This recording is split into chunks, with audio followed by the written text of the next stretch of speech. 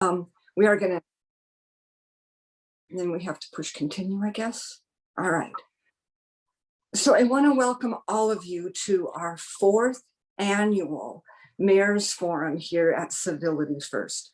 I think everybody on this call knows that Civility First is a grassroots movement here on Whidbey Island, and we are always looking to expand to other areas. And we are so excited that this year we got to welcome our very first Camino Island board member. So for us, that was kind of fun.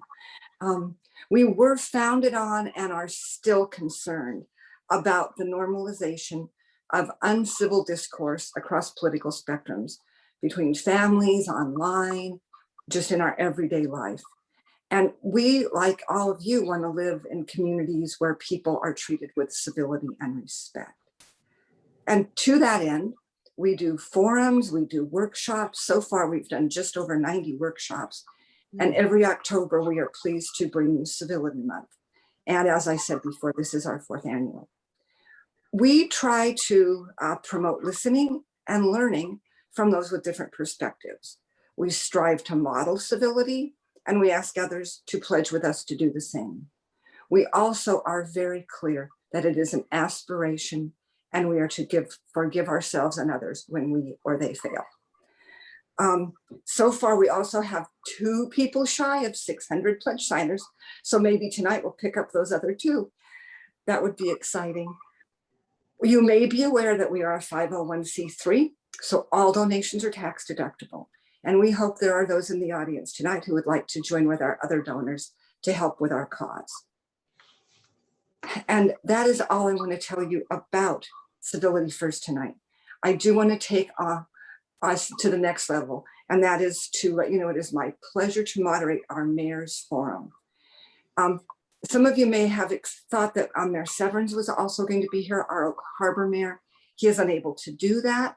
However, I am absolutely delighted to be able to introduce to those who don't know and to welcome longtime Mayor and former council member of Coupeville, Mayor Molly Hughes, and to also welcome Mayor Scott Chapin, who is new to the mayoral reign, at least in Langley, if I am correct, sir. We are going to ask each participant the same question, give them a few minutes to answer. I look forward to those questions. And I mean, not the questions, but the answers, pardon me. And I want to thank you both for being here. And I'm going to go ahead and ask you each to introduce yourselves. We'll start first with you, Molly, then with you, Scott, and then we'll get right into our questions. So thank you. Molly, the floor is yours. Thank you. It's a pleasure to be here again this year. I'm Molly Hughes. I'm in my 2nd term as the mayor of Coupeville, so we're just wrapping up year 6. And before that, I was on the town council for Coupeville for 12 years. Been in Coupeville for about 25 years. Raised 2 sons here. Feel like I've somehow dropped into paradise. You know, have a kind of a windy way to get here, like a lot of us do, but sure glad that it happened because I love it here. And I'm excited to be here this evening. Thank you. Mayor Chapin, please, the floor is yours. Oh, Chaplin, like Charlie. Chaplin, I'm sorry, I told you I was no gonna mess problem. Yeah, so let's see. I'm actually new to my job, just June 22nd, and also relatively new to the island. I came here first in 2008, but I've been sort of in the political realm all my life with my family. My mom was quite active in politics, and then my first job was in a city that was larger in population than all of Island County. So it kind of gave me a perspective, and I saw a lot of, like, I think my first few years in my career, I was at city council meetings almost every week. So I got to see a lot of civility and uncivility. So anyway, and then I was elected twice to the city council back in Carbondale, Colorado. And then, of course, I was just appointed mayor here. So I'm glad to be here tonight and glad you're putting this on. Well, we're really glad to have you. Welcome to Washington Island, and specifically, I can't even speak tonight. Welcome to Whidbey Island and Washington State. Oh, I'm so sorry. Okay, so we have 5 or 6 questions that we'd like to ask you. And then also, if there are people here who want to ask questions, put them in your chat and we'll see if we can get to them if that's fair. I'm going to let Molly answer first and then Scott, and then we'll switch it the next time. So we kind of switch it up. The very first question is, what does civility mean to you? Okay, civility means to me trying to work with someone to come to an understanding. If we're having to apply civility to the situation, it usually means that we're not starting out on the same page, right?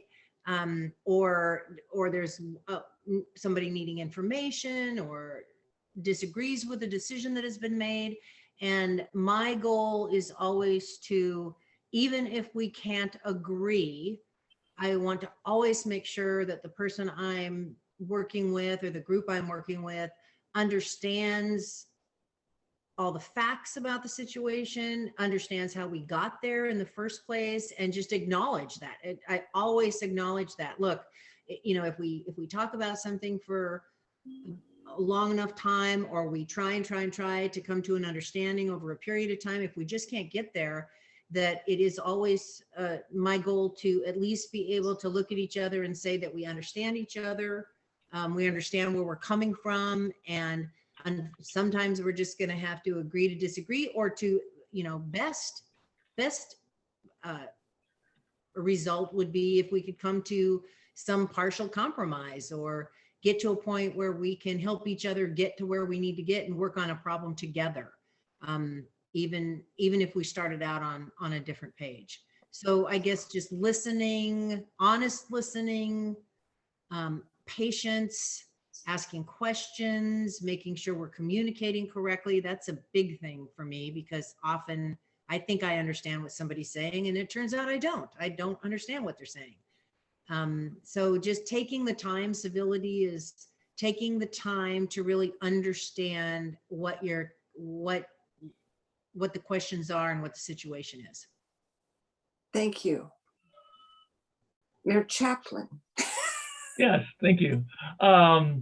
Well, just I guess a very basic definition for me, I would say polite, but in a genuine way, because I've especially down south, sometimes people can be extremely polite in a passive aggressive way. So that's kind of uncivil in a different way. But I think it's important to be civil, even if someone coming at you is not being civil, so that you can, let them vent if they need to vent, and then you can understand where they're coming from. So it's sort of not matching someone's aggressions if they're being aggressive towards you. And I guess civil war, which is kind of a funny oxymoron, I guess, is sort of the opposite of civility. And I guess politics is the realm we have to avoid civil wars or any kind of fights beyond the family level. So anyway, I think it's something we should all strive for. I think we should, forgive each other for not always being civil, and just, try to do better the next time. And I always try to apologize as much as I should, and I don't always, and I haven't always, but it's something you can always improve on, I think, and civility is too. Thank you both for that. Would you tell us how you have used, how do you use civility in your position? Well, I think there's almost like a institutional civility. So democracy is sort of our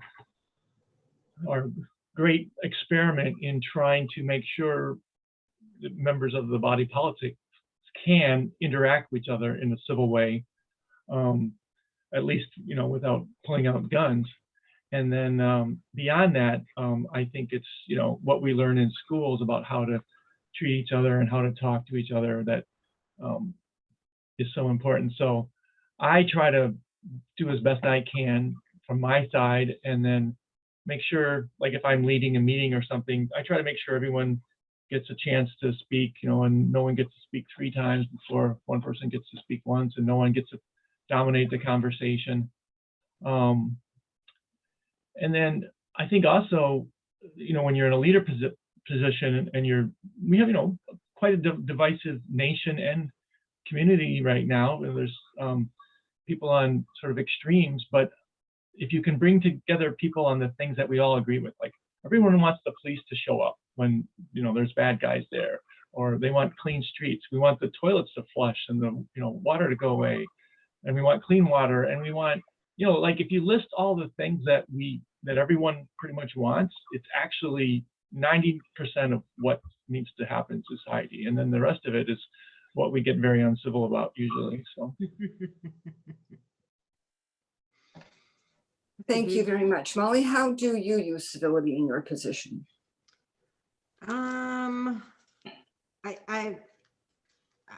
Well, I think I try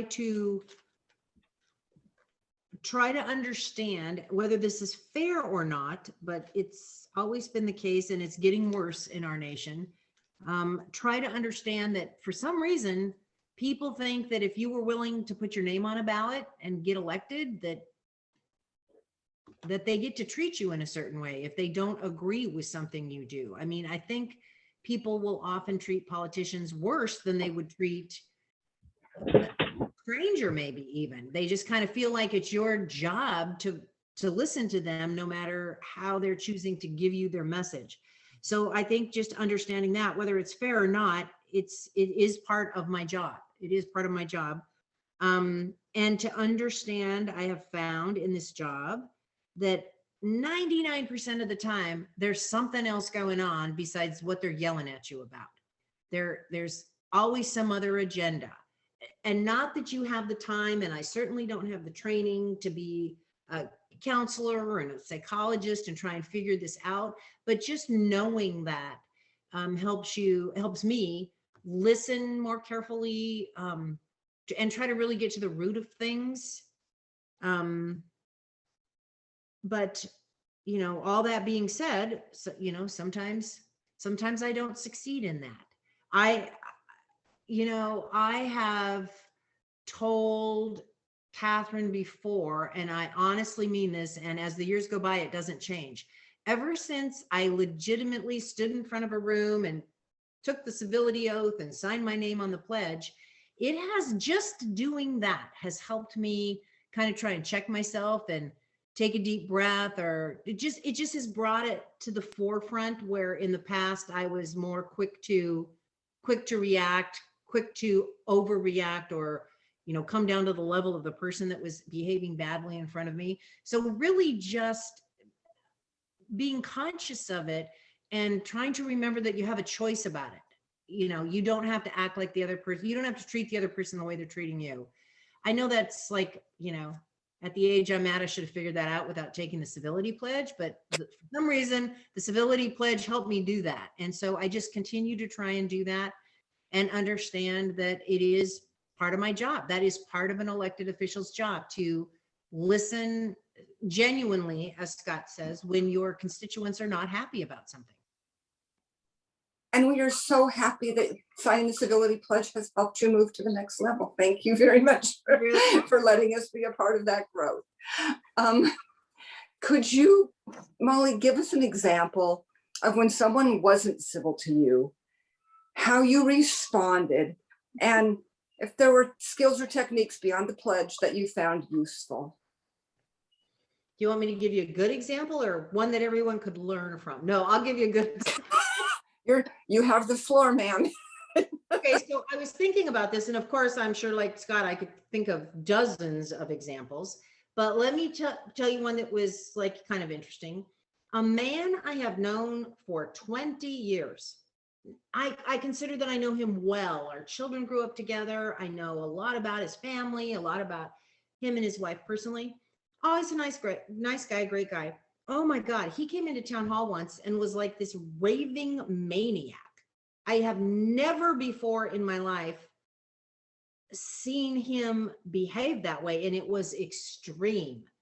And it was something that was, quite frankly, ridiculous. And so, you know, I think how you react to things obviously depends on the situation. I obviously I could deal with this situation differently because I knew this man, you know, than if it would have been somebody that I didn't know from Adam. But it's like, if you know me, you know I'm not a very typical politician, and I'm often brutally frank and honest and, you know, I'm not saying that to pat myself on the back. I'm to a fault sometimes. Okay. And so, you know, it was just like, I let him go on and on and on. And quite frankly, I was standing in my office just being flabbergasted that he was behaving this way. Cause it was so shocking to me, because I'd never, ever seen this side of him. And so I let him go on for a little while, but he was really ramping up and really becoming, you know, it was not okay the way he was behaving. And so finally I just did the brutal honesty thing with him and said, stop. I mean, just like I cut him off, stop, and just said, and just like said to him, I am just in shock right now. I cannot believe you're behaving this way. I can't believe you're behaving this way to me. I would have expected you to come in here and tell me your problem calmly and maturely. And I'm going to demand that you do that with me right now, because I know you're capable of it. And if you want to get anywhere with me right now, we need to ramp it down. And so sometimes, like, if you know the person, I will be kind of brutal like that. I don't do the touchy-feely real well. And, you know, other times a technique that works for me, but I'm careful with it, is humor. I mean, I will often try to lighten the mood. I will often try to use humor to kind of calm things down. Now, you have to be really careful about that, because that can have the opposite effect sometimes if you don't know the person or they don't know you. So I use that carefully. But sometimes you just have to, I really think I treat situations differently. I'll tell you that, like, the last couple of weeks, we've really been struggling with a person with a truly legitimately mental health crisis in town hall. Very scary, very disruptive. I'm not trained for that. None of my staff is trained for that. And so, you know, you handle that situation completely differently. So I don't think there's any one way you can deal with it. I really think a great diffuser, if it's genuine, like Scott said, hey, you know, a lot of time, the town isn't in, you know, the town makes mistakes. I make mistakes. My staff will make mistakes. I think that if you've made a mistake, you need to own it. And you just need to own it, diffuse it, and say, okay, is there a way we can fix this? Is there a way to go back? Sometimes there isn't, but just by admitting that you've made a mistake, I think goes a long way. Thank you. I'm having to mute and unmute myself because, as I said, I'm at my son's house, and the 2-year-old is downstairs screaming at the top of his lungs because somehow he's not getting his way. So I don't want you to have to listen to that in the background. Scott, would you please give us an example of when somebody wasn't civil to you? How'd you respond? What skills or techniques did you use? So, you know, I'm new to the mayor's position. So unlike Molly, I'm still having a mayor's honeymoon where everyone's being pretty nice to me so far. Although my former mentor mayor back in Colorado said, you're successful if everyone leaves the meeting equally mad at you. So sometimes that's the best you can hope for. But, you know, in my previous position, I was on for 6 years, and, you know, we had some very contentious debates about big box stores in town and certain developments and all kinds of things. You know, some people call in middle of the night very drunk and make threats, you know, and you have to know if to take it seriously or not. It's not a civil thing. I think usually the best thing is to ignore people who are just kind of belligerent like that. And then there's people who get in your face. And a technique that worked with my kids when I was raising them is if they're like really upset, just change the venue. You know, let's go for a walk. Let's go get a bite to eat. Let's go get some coffee. And I think sometimes just having a distraction like a meal in front of you or something, that's good and gets people to calm down a little. Because a lot of times, you know, people are nervous to speak in public, so they do get all kind of crazy and they feel very passionately about things. And you know, I think we are used to speaking in public, but you know, the average person, it's, you know, people say, I'd rather die than, you know, speak in public. So, you know, going to a public official is sort of like going to, you know, being speaking in public. It feels that way, I think, to a lot of people. So I try to be mindful of that. Let's see, special skills and techniques that were, or is that your next question? Maybe I'm getting ahead of you a little bit. No, you're not. That was part of this question. Yeah. Yeah. I mean, and then in my own life, I felt very offended by people both on the left and the right. And I consider myself a staunch independent. So that actually makes it easier for me, I think, to hear people that are on one side or another of an equation, any question, because I've got relatives and family members on the right and left of the political spectrum. So I'm very, very liberal and some very, very conservative. So that's helped me understand people. I think those Thanksgiving dinners where you go and politics is the last thing you want to talk about next to the right way to wash dishes. That can be pretty contentious too. But I think just being exposed to people who think differently than you is so important. And I think the public, I think the tide is turning. I think the public's really getting tired of these sort of extremist sides, and we're getting ready to rebuild the economy and work together, like projects like Habitat for Humanity. We're trying to get that going here in Langley, and we got a tiny home project. We got all these other projects that aren't partisan. They're things that everyone wants to see happen. So I'm looking forward to bringing people together on things that everyone wants to see happen. So that's my technique, I guess. There'll be a way to build a house too. You'll find out. Oh my gosh. So still with you, Scott, have you ever revisited a subject with someone because it kind of felt that you didn't really handle it right, or there was a better way to deal with that challenge? And so you kind of went back and mea culpa'd it a little bit and revisited it? Yeah, and I think with time I've gotten better at this. I say I've got very good emotional intelligence, but it used to take me about 10 years to get it. And so now I think I'm a little bit quicker on the uptake. When an interaction doesn't go well, rather than just blaming the other person, I take a little bit. And I find that going back and just finding one thing that you did wrong and apologizing can actually open the doors for a more healthy discussion. So you might have to apologize for sorry I wore the same clothes you did, or something that's kind of trivial, but just kind of lightening the atmosphere a little bit can help. We would agree with that at Civility First. One of the things we teach is to be a little bit humble. And sometimes going back and doing that is, and saying, I'm sorry for, is just the right amount of humility that other person needs. Molly, what about you? Have you ever revisited a subject with somebody because you felt there was maybe just a better way to deal with it than it happened in the moment? Oh, sure. Well, and also revisit it because, like I said before, 9 times out of 10, what the person is angry about is you're either not getting the full story, or you may not be getting the right story at all.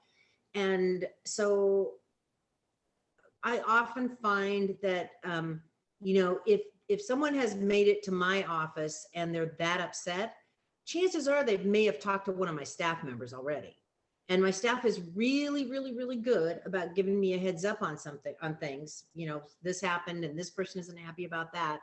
But I often will tell the person, if I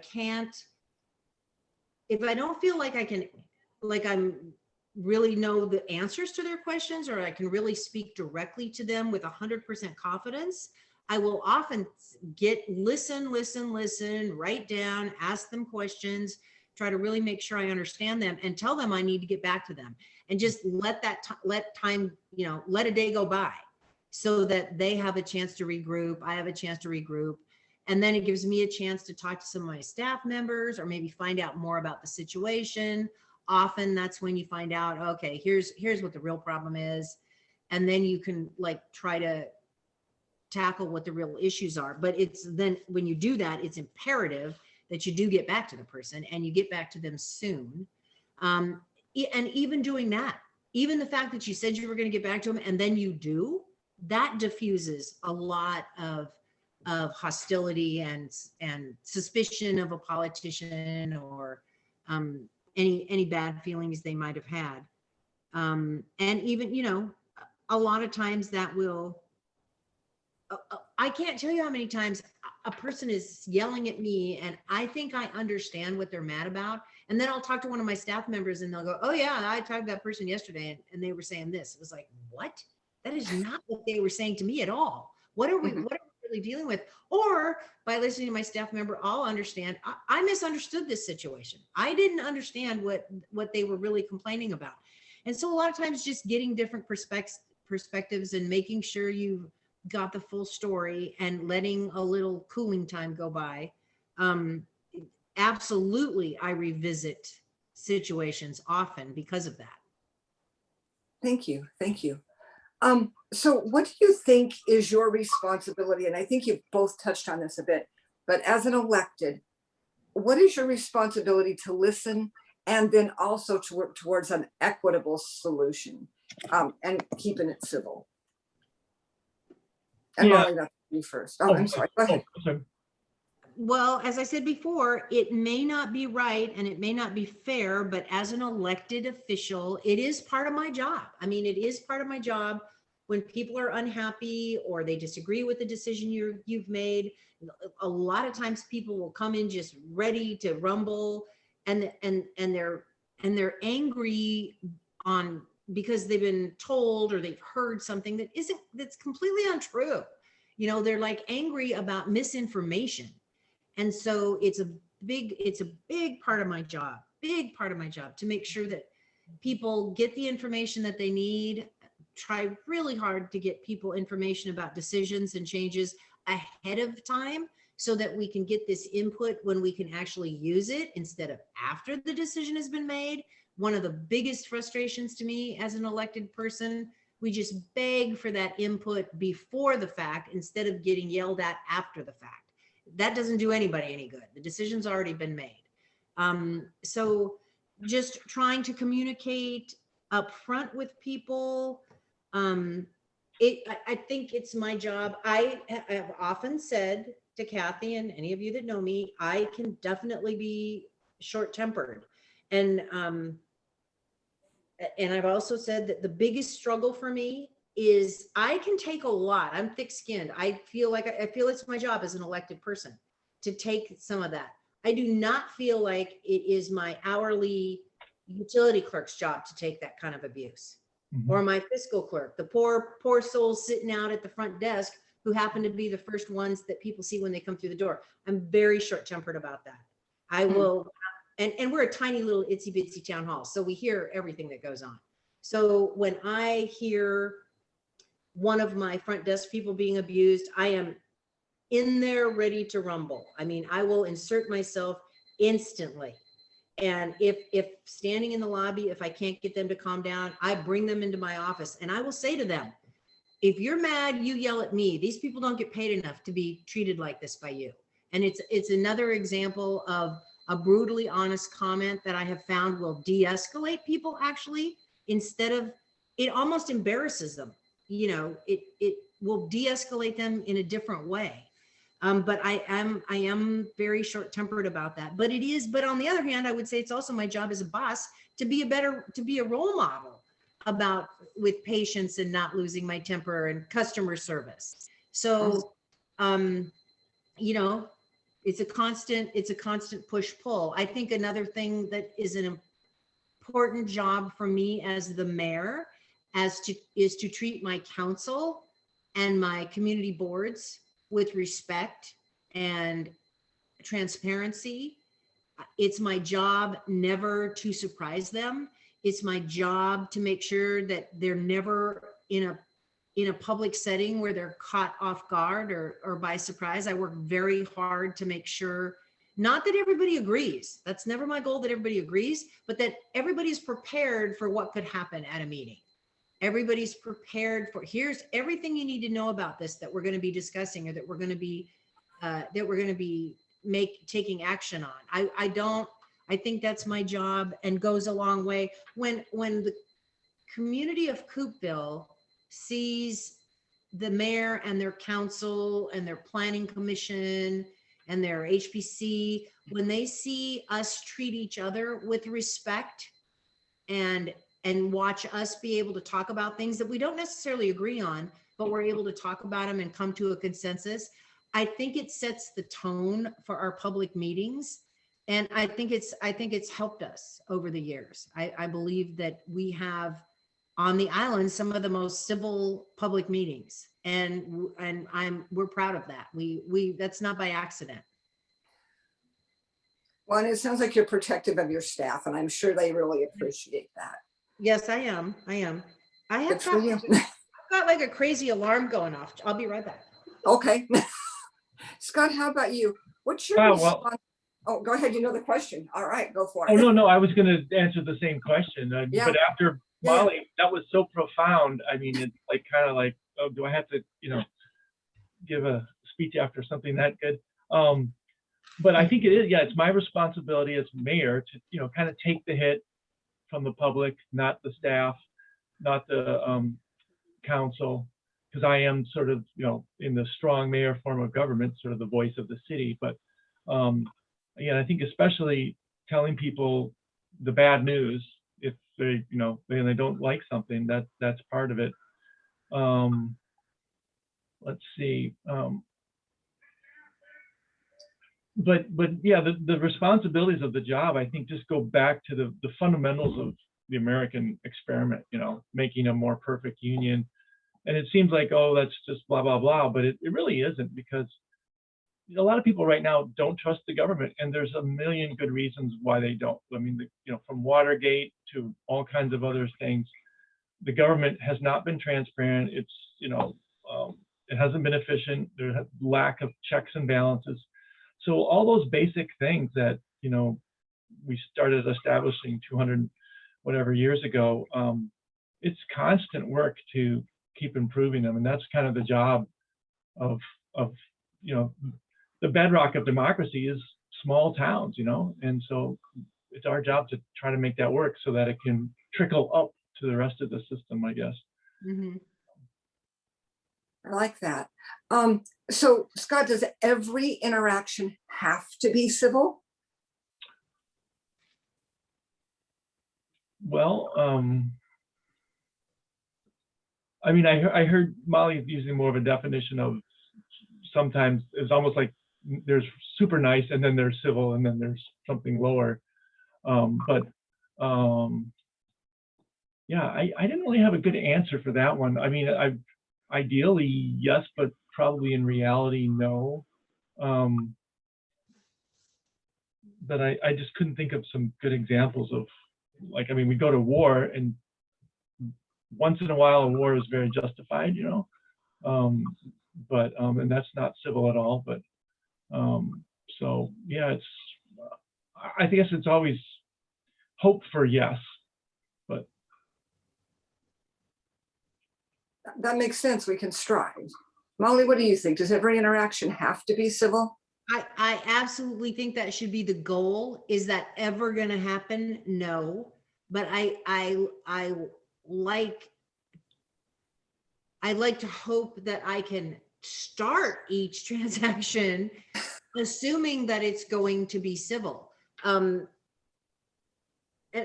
actually, I would have been a lot more forceful about this have we not been dealing with some truly some people with mental illness in our office. I would say absolutely, unless it's a safety issue,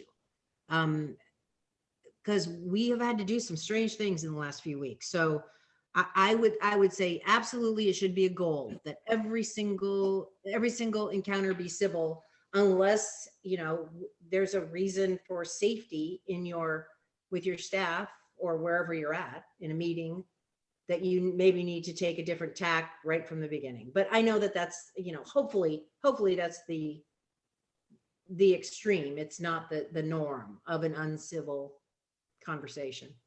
Well, it's interesting you mentioned mental illness, because we had an incident a few weeks ago, very same thing, and there was no being civil. There was so much anger and so much aggression coming from someone who was having a mental health crisis, that you weren't even talking, you could talk at them, but they couldn't hear you. They were just so, and so law enforcement comes in, and arrests happen, and then the people hopefully get the help they need, and they get to calm down, they get their meds or whatever they need. There's a point where if the other party is completely incapable of being civil and they're a threat to themselves and others, that they need to be removed from the greater body politic and given a timeout or whatever. Mhm. And of course, there are going to be exceptions to every rule. And as you say, Yeah. you can't, if you will never be heard and the other person is incapable, there's not. Yeah.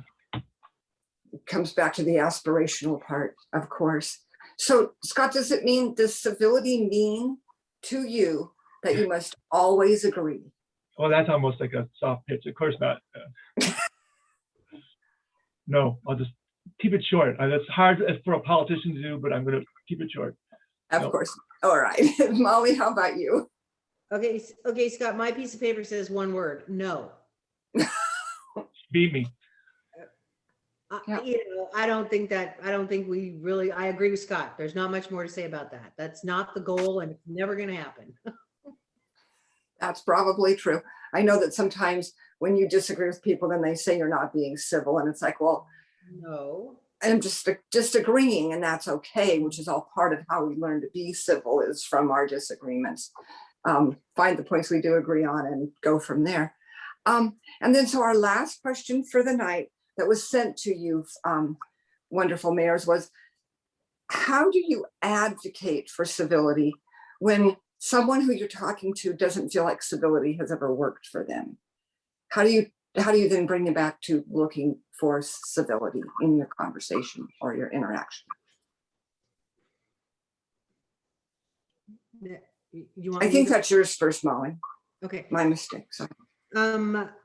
Okay, so other than like all the other things I've talked about tonight, all the different techniques, waiting the next day, humor, brutal honesty, all the other techniques you do at the time, it also is not unusual to have, and I'm sure Scott, if he doesn't already have this, he will figure out who these people are. It's very common to have people in your community that are just going to be unhappy all of the time about something. Mhm. And I try sincerely, issue after issue after issue, and they're not happy people. I'm never going to be able to make them happy. So something I've tried that has worked really well is like if they become really taking up too much time and too disruptive in town hall and just demanding constant attention, Mhm. I will say to the person, okay, sir, we've been around on this. We can't seem to communicate on this anymore. I'm happy to make it. And I also cannot have you keep coming in without an appointment. Let's make an appointment, and I'm going to ask that you bring your wife with you. That works a lot. Or because they will, when there's another witness or another set of ears, the tone just changes. Or I will say, if it's not like something I want to go on to another day, I will say, okay, I've heard what you said. I'm trying to explain it. I'm trying to answer your questions, but I don't seem to be communicating them well. I don't seem to be able to make you understand, not agree with what I'm saying, but understand what I'm saying. So I will often bring in another staff member who can listen and give a different perspective, or just, you can say the same thing, but if you say it in a different way, sometimes it just sticks with someone. Mhm. So, I think again, there's different situations. I've had groups in the community that are important partners to the town, but we've had issues in the past with board members or executive directors. I've done the same thing there. I've said, okay, yeah, I really want to keep working with you. I need you to, from now on our appointments, I want you to bring a board member with you. Or I want you to bring another volunteer, or whatever the situation is. another person from your group with you so that we can have, I need to have someone else hear this. I need to have someone else's opinion on this. So a lot of times bringing in a third party is my last ditch effort to see if we can, skin the cat from a different way. That's a good idea. Scott, what about you? Yeah, actually, I mean, I was scratching my head trying to think of things that I have done, but bringing in other people is something that I've done just without even thinking about it. This does seem to calm things down. There's always, yeah, I agree with Molly. There's people who seem to be perpetually upset about something. Well, I mean, we've had several examples in Langley of people who don't feel that the system has worked and they sue us. So then we have lawyers try to figure out the civility stuff. So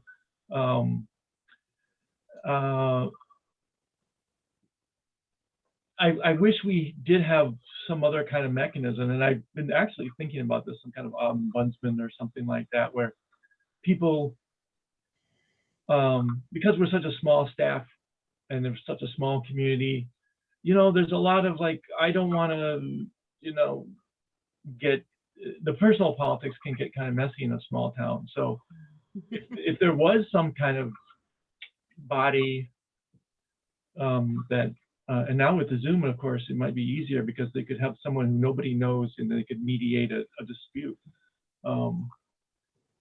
Yeah, I think that is a challenge, because you can't keep conversation going on forever if someone just doesn't feel they've been heard and they want to keep talking and talking and talking and they're taking up other people's time. So, I have tried walking people through the scenario that they're, moving towards if they're not being civil, saying, well, look at this is what you're doing, this is what it's going to go. Yeah, sometimes that helps, but yeah, that's probably the toughest question of the evening. So anyway, good one. Okay, so we've had a couple of people want to ask questions. A couple were sent to me just personally, and Tom Ewell wants to ask one. So Tom, let's ask your question first, if you'll unmute yourself, please, and then I can then go to the other question. So Tom, go ahead and ask your question, please. Well, thank you for letting me verbally ask some questions. What undermines civility for me often is the attitude of competition and needing to win. That's why our strong tagline is civility first, so we can work together.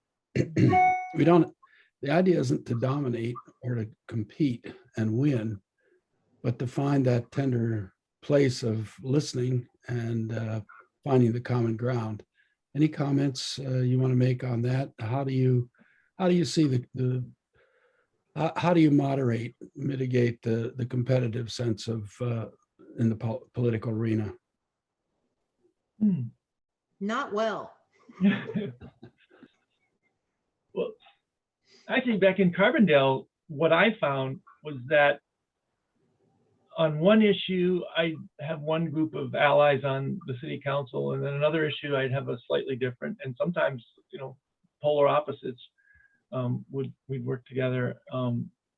So I think over time, working together with other people is probably the best way to reduce that competitive, natural American instinct, and to kind of get to okay, well, we're not always going to win, but we're going to be able to work together and, accept decisions occasionally that we don't like. So I guess that would be my strategy. Tom, does that help you, or do you have a follow-on comment? Tom, you're muted. The comment is that we often talk about win-win situations, and that's part of civility for me. Is that, it's win-win versus I win, you lose. Anytime we can have that as the vision, we can find the ways to be civil to get there. Mm-hmm. Thank you. It's my, this is, Oh, go ahead. if I'm getting at what you're saying, Tom, and I think I am, it's like my second pet peeve. Don't go after my staff and don't involve me in a power struggle that I don't know I'm in. You know, it's like, oh my gosh, people that need to exert power or need to get credit and all the little games that create tension in a small community or fighting in a small community or just create problems. I mean, it's like, really? Don't we all have better things? I have better things to do than this. I mean, so as a result, I totally get what you're saying, Tom, that we should strive for a win-win, but I will admit the little power plays and the little power struggles and hidden agendas is this probably the second, not probably, it is the thing that will get me to forget my civility oath. I will, but I will say it has to go on for a long time. I will try and try and try and try and try to work with a person over and over and do the clean slate thing. I'll do the clean slate thing a lot of times. I mean, so I do put in the effort before I get to the point of, okay, this is where this isn't working. I'm done. I'm done with this. I have other people in the community to serve. There are other people's interests besides your one little focus.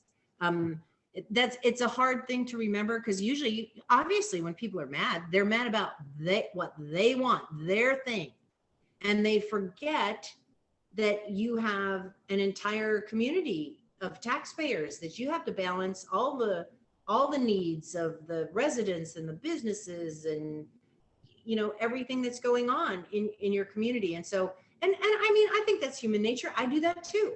You know, we all do that.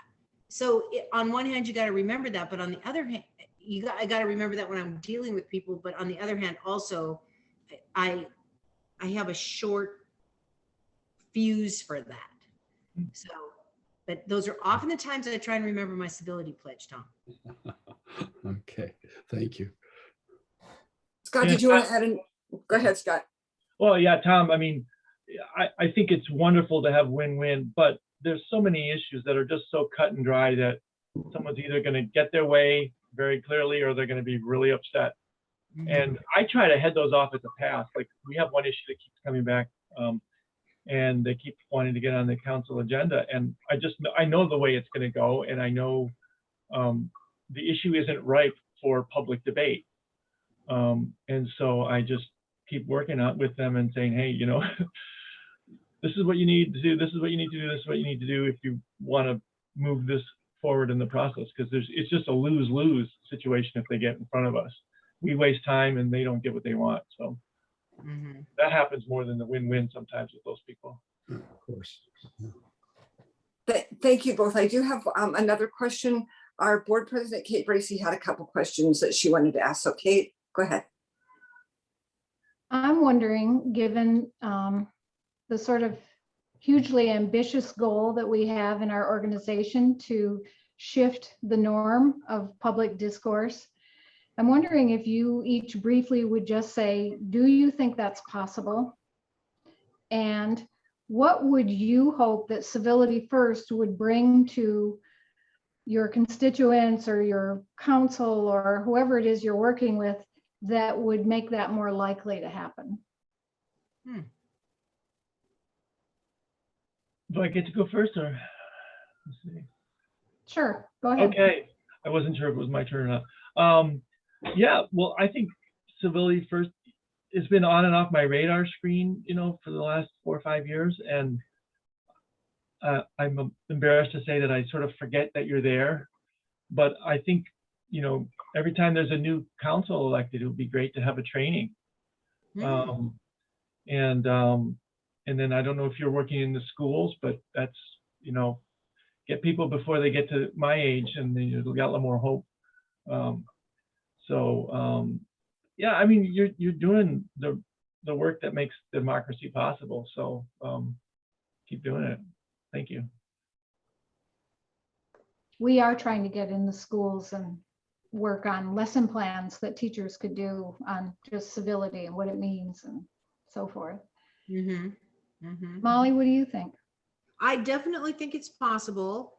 I think it is even more possible starting in small towns like ours, where you tend to, where, you know, you're not just a bunch, where the politicians are not just a bunch of faces that you don't know them, you don't have an opportunity to talk to them. I Right. think,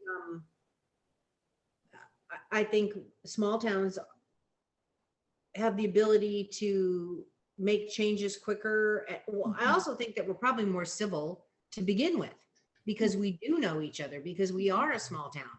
Because Right. if you do have a meltdown in the middle of someplace, everybody around you is going to know you and know that, you know, remember that it happened. So I think it works both ways, kind of to our advantage.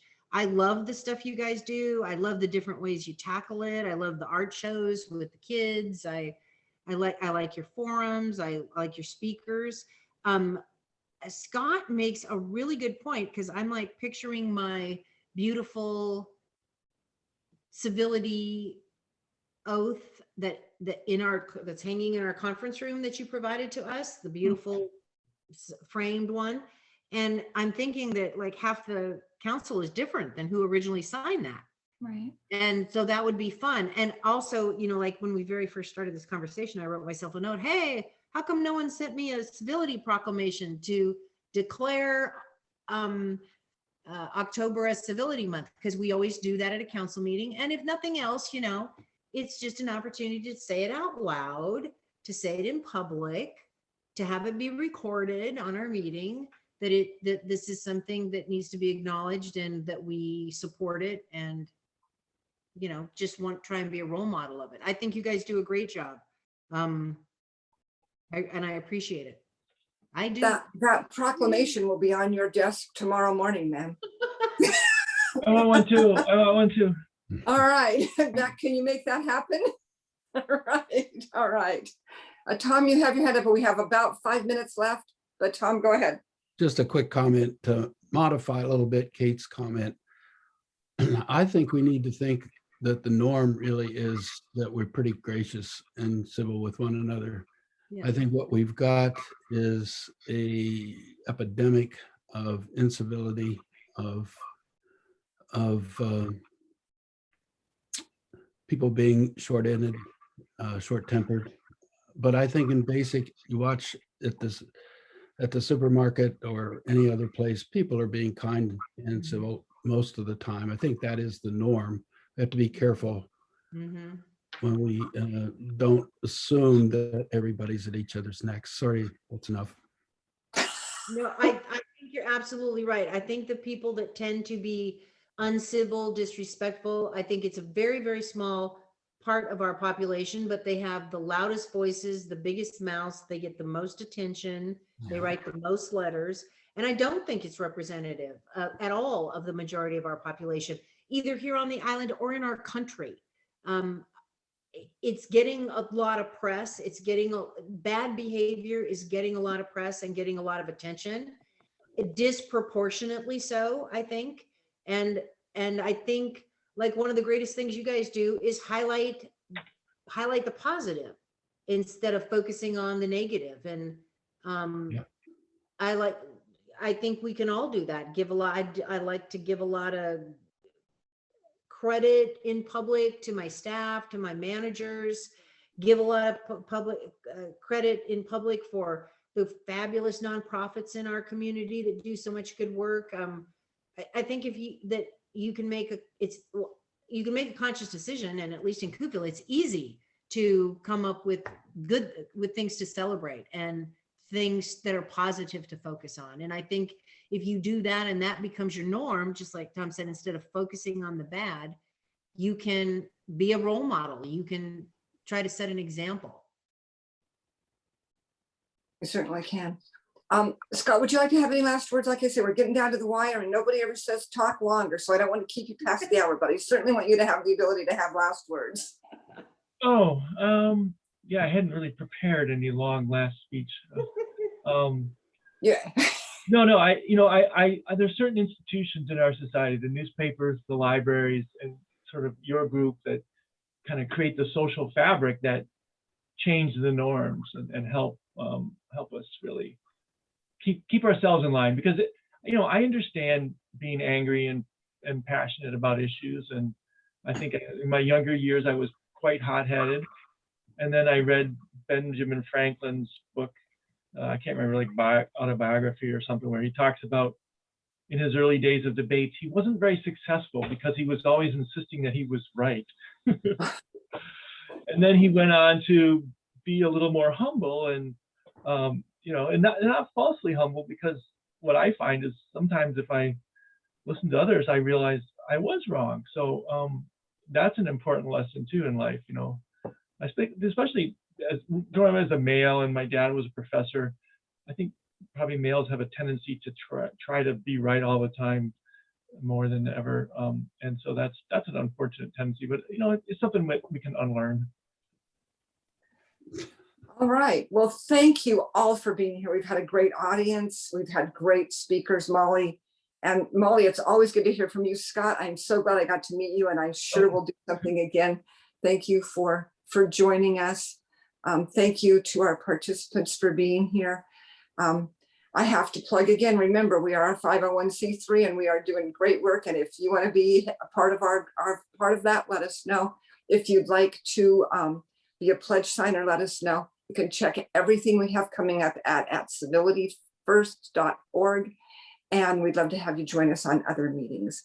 So with that, board members, could you stick around for a minute so we can do a little debrief? Beck, if you'd like to turn off the recording. Thank you again, Molly and Scott, so very